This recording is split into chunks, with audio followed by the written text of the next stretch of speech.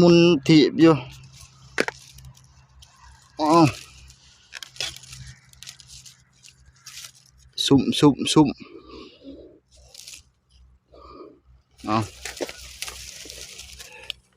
ลักสุ่มเอาแล้วแบบนี้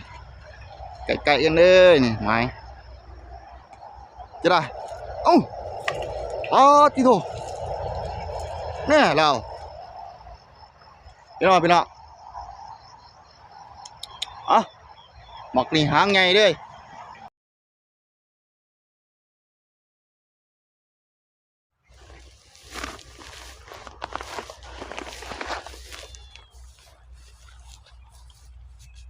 สวัสดีพี่น้อง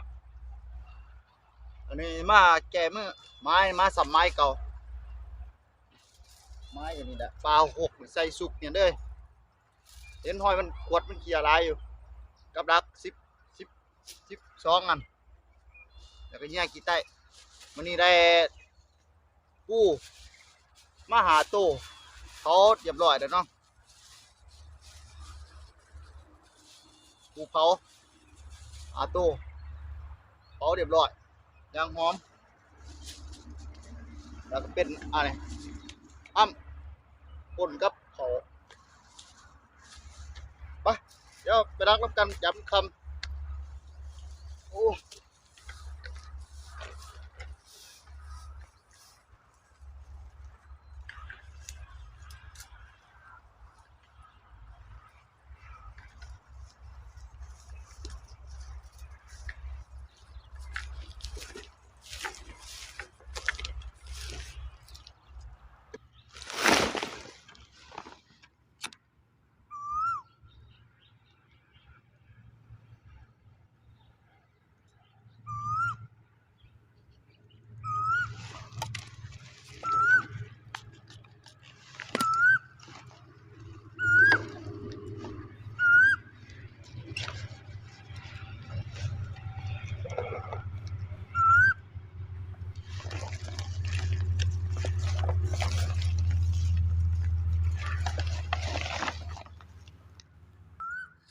ตัวนี้แบบโล่งๆเลย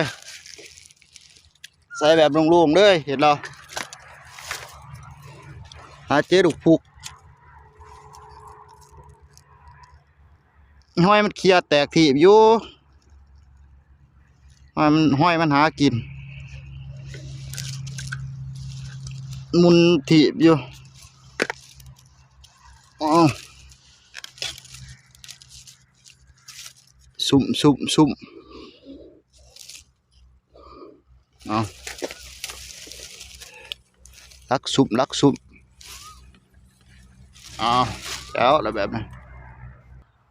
นี้เขาเอิ้นว่าสุ่ม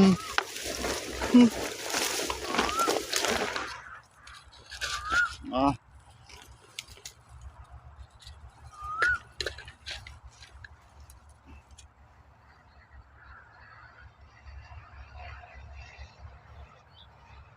โอ้ยาวหอมเลยพี่น้องรักให้เบิ่งซ้ำนี่แหละรักดำคำพี่น้องรักให้เบิ่ง2-3 หลังนี่แหละมื้ออื่นเช้าจังมาดูดน้ำกันพี่น้องว่าสิมีตัวบ่รักซุ่มแบบนี้ว่าสิมานหรือบ่มื้ออื่นเช้ารักซุ่มแบบนี้มีตัวบ่มาดูดน้ำกันมื้ออื่นเช้า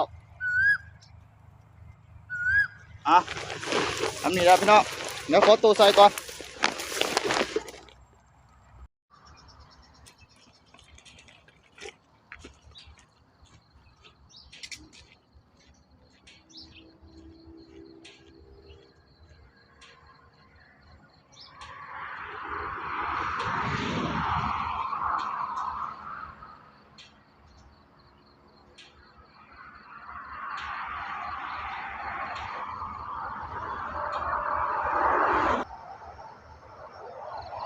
พี่น้องเวลายำหนูตอนเสาร์แล้วสับไม้เก่าใส่กับเด็กเนี่ยไปดูน้ำกันว่ามีตัวบ่สับไม้เก่า โอ้เย็นเย็นโอ้ยหลังแดดก็จะได้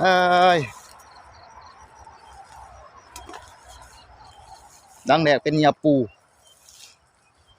โอ้เบิ้งจุดแดมบ่เห็นป้อมตัวใหญ่เอา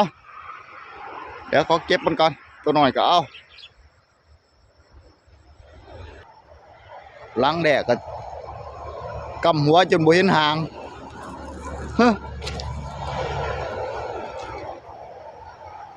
จะได้ก็ห้ามไงเด้ตัวเด็กก็ได้นะดังนี่ปีได้เบิ้งห้อยมันขวดแตกถีบเบิดแถวนี้ห้อยมันขวดแตกเบิดเหยียดมันนูเนาะเนี่ย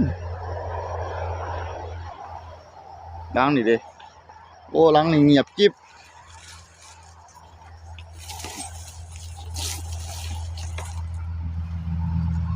หลังนี่เงียบ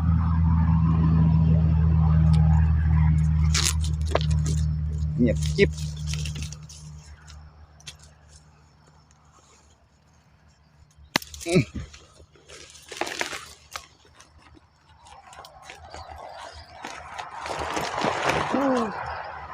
เสียงรถบุญบัดเนี่ยไม้ดิบถนนดิบถนนใหญ่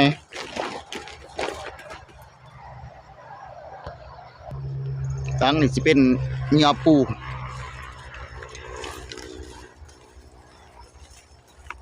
เดี๋ยวรอก็มีดจีดีโอ้มีดจีดีเงาปู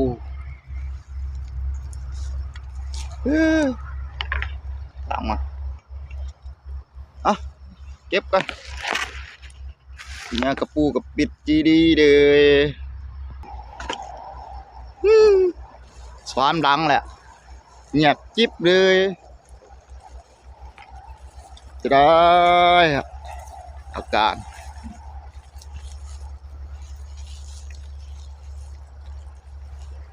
จะมีหนูอยู่ดิ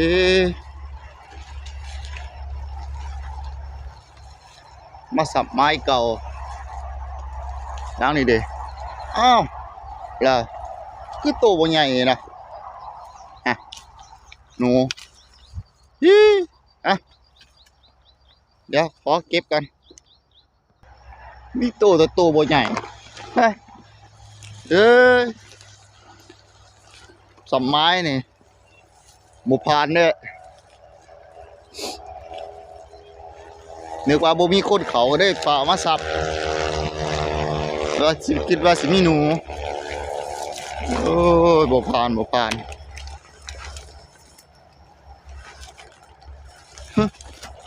ดังนี่เด้เอ้าดังนี่ก็โลนโอ้ยบักท้องขาวอ่ะเดี๋ยวจัดการก่อนบักท้องขาวพี่น้องเอ๋ย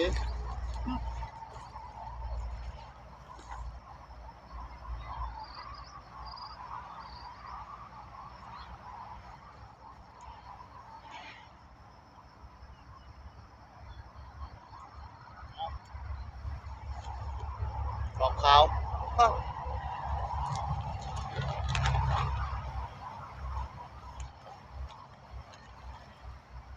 ของเขา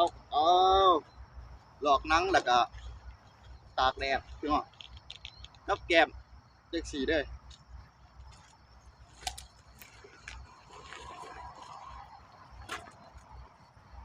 หลังนี้ดิหลังนี้ใกล้กันเลยพี่น้อง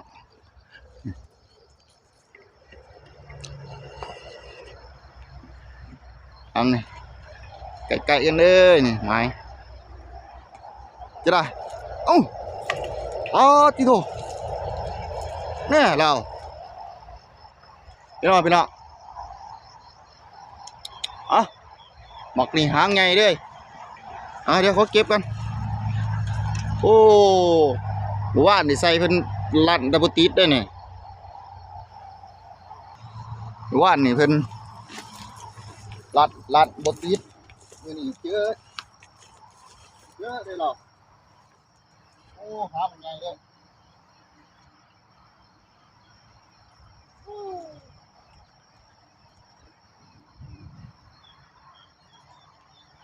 หางไงได้หางนี่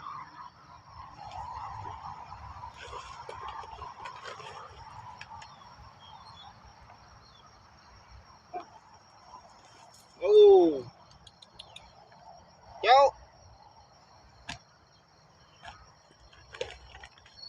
เอาร้อยเห็นว่าเราต้องลุ้นอ่ะหลังต่อไปจะได้นี่ไม้จะได้โอ้เงียบจิ๊บเงียบปู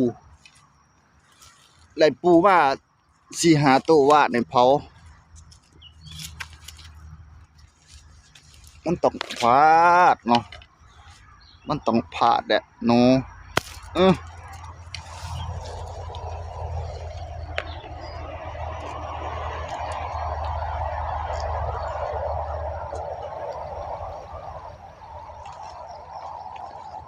เดี๋ยวอีกจักหลังดินี่บ่หลายเบิ่งห้อยมันกวดแถวนี่แตกที่เมนูหน่อยนูใหญ่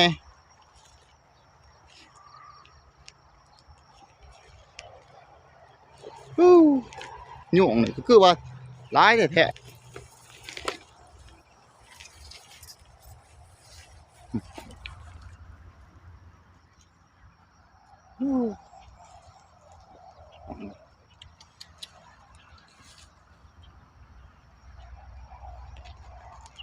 พวก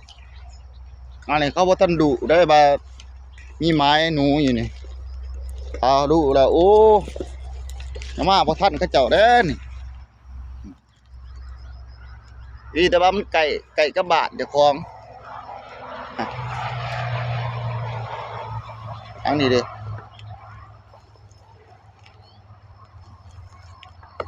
อันนี้เงียบ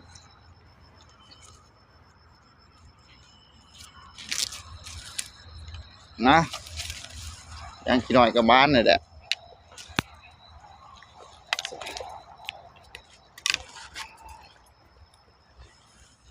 อ่านหางไงหางหนึ่งเนี่ยโอ้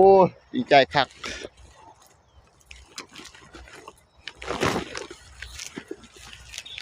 อึบโอ้หอยมันหอยมันหากิน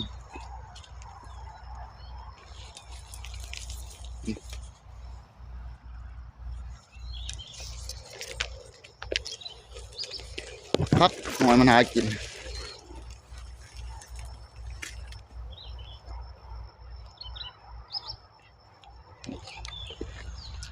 โอ้กดขึ้นนี่เด่น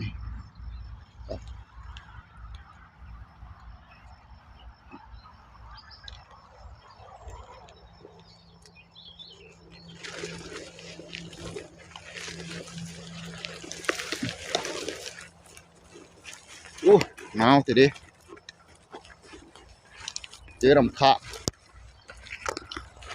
ล้างนี่ดิล้างนี่เป็นจะไรหนอซ้อมเถื่ออะไรเลยนี่ปีนเผาเลย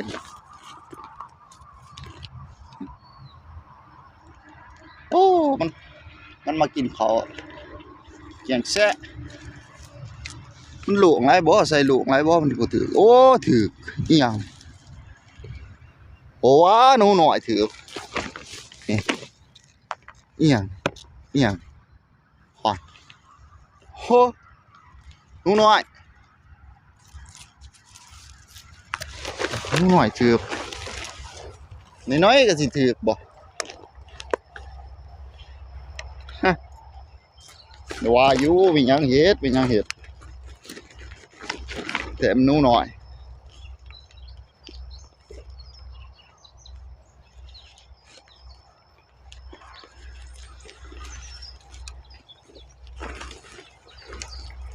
กุดทางกับว่าถ้าได้ไปอยู่บ่อยากบูปานใดย่านงู คนเดียว2 คนนี่กาบูอยู่มันอยากโคกแน่ทาง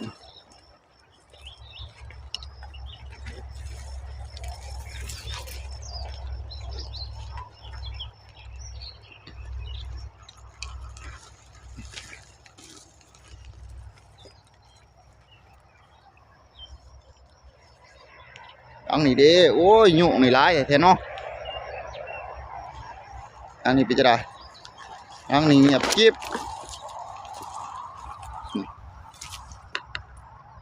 ยุ่งนี่หลายแท้ๆ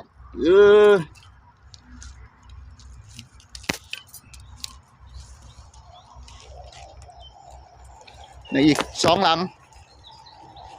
งสุดท้าย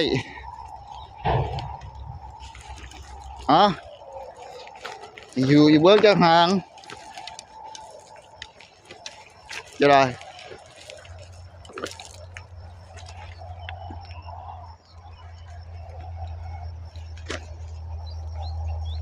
ไกลๆกันเด้อหลัง2 หลังอยู่เบิ้งจังหาง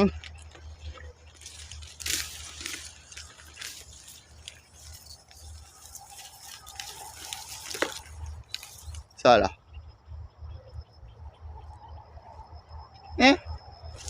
อยู่อีดีมักท้องขาวไม้อีกอันหนึ่งตั้งนี่จะได้จ๊ะ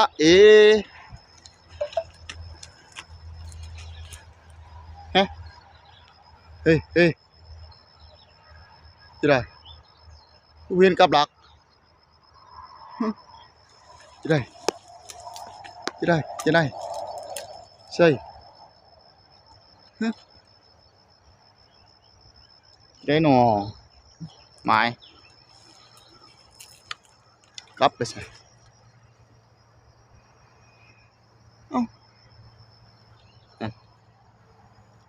โอ้นี่โอ้มักท้องขาว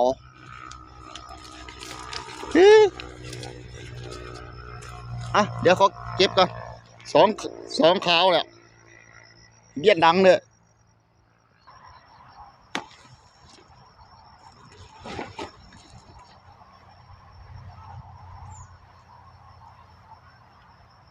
นะพี่น้องสรุปผลงานที่ประมาณอยู่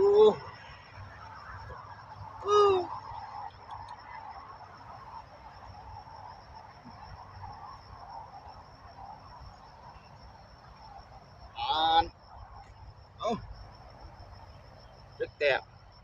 2 4 6โอ้บักนี่นะห่างไงครับ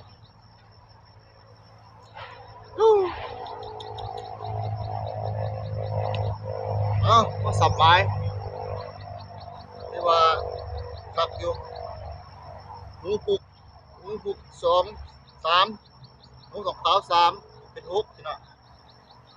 สับไม้เดี๋ยวรุ่นสิมาอีกอาทิตย์เดี๋ยวก็ฟ้าเวียนอาทิตย์ครับฟ้าเวียนอาทิตย์เลยคุณสิดูว่ามีไม้รับหนูนี่เพราะว่าเขาเจ้าเฮ็ดกำแพงเบิดแล้วก็เฮ็ดประตูเพราะว่าไม้บ้านใกล้ๆกันพี่น้องจับตัดดูกันขอรับมันเป็นตัวนี้ตัวใหญ่ครับทีนี้มันพี่น้องสำหรับที่นี่ก็ขอตัวจบคลิปไปก่อนบอกกันไปคลิปหน้าว่าสิได้ไปรักไม้ไหนคือสิบอกอันนี้เราเดี๋ยวนี่ใกล้บ้านนี่แหละมองใกล้บกล้าไปพี่น้องไปน้ำใกล้บ้านนี่แหละไปพี่น้อง